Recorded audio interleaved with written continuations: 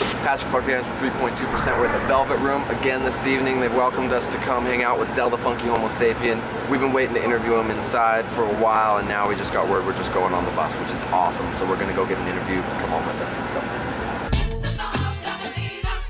Mr. Dabalina, Mr. Bob Dabalina, Mr. Bob Dabalina. Well, the thing is, I've been listening to hip-hop, especially Del, since I was probably like in the 9th grade. This is the first time I've ever seen him live, and like just like the songs that I heard, just like brings back so much raw memories like in my mind of like how much I love hip-hop. But it isn't happening, your porch lit foes. You run up, but now you wanna rock it. This is Patrick with 3.2%. I got the privilege of talking with Del the Funky Homosapien this evening. Check it out, it's a revolution in your head. I'm boosting like I read the future. My ex. This show is in large part about Utah and how it's a cooler place than what some people might think. You've been here enough to know.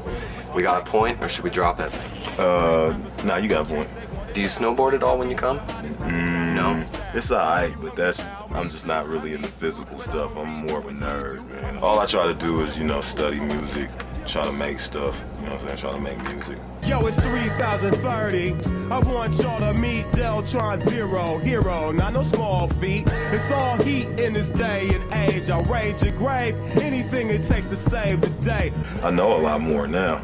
I take it really serious. So, I have like maybe about 5 years of music theory under my belt. Studied songwriting extensively. I never really thought I had a problem with my writing per se, but I felt like I really wanted to get down to the craft of songwriting for real.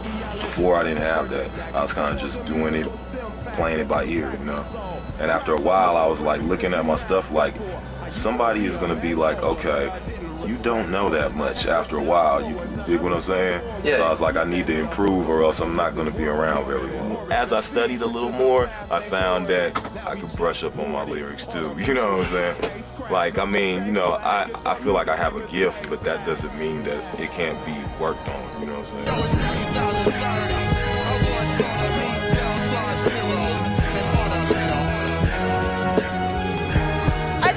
Because you listen to them on their CDs every day in your car, and then you see them and they're singing the same thing right in front of your face.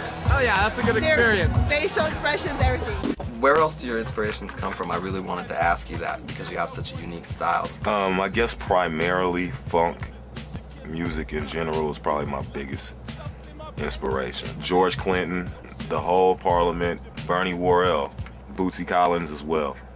I'll tell you, life in general. I get inspired just by anything, you know what I'm saying? I'm happy, I'm feeling glad I got sunshine in a bag. I'm useless, but not for long. The future is coming on.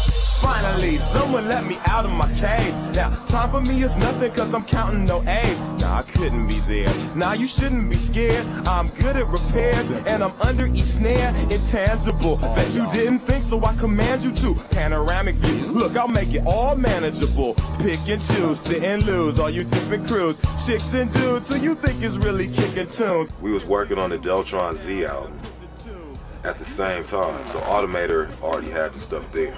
He needed somebody to do like, a verse on the song, you know what I'm saying? Clint Eastwood. He knew that I was there, I could do it real fast and good, like that night. You know what I'm saying? So he had to kind of encourage me, like, come on, man, you can whip up the real quick, you know what I'm saying? I was like, all right, man. I really didn't think too much of it, but he had previously let me see some stuff, like artwork and stuff from the project. From the comic book stuff? Yeah, exactly.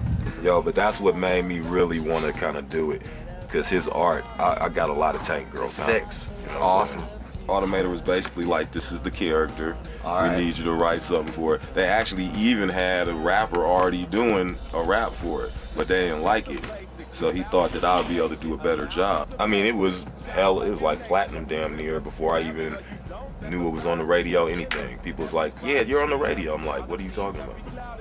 That one song you got with that one group, that project, all my study that I've been studying about songwriting and stuff, that was the first project that I really got to try it out on, lyric-wise. And it went platinum, so I'm like, oh, okay. All right. Feeling sensations that you thought was dead. No squealing, remember that it's all in your head. probably every interview you've ever done, somebody's asked you what advice you have for up-and-coming struggling MCs, so I won't ask you. But what advice do you have for up-and-coming struggling TV show hosts? Yeah, it's all the same anyway, so, you know. Basically, I'll say this. First thing, all your ideas, write them down. I'll tell you this. All the millionaires, billionaires in our society, all of them write their ideas down. Yo, what's up? This is Del, the funky Homosapien. 3.2. Tell the people at home about Del and if they have never heard of him. Del, the funky Homosapien? You ain't brushed your teeth, you don't know about Del.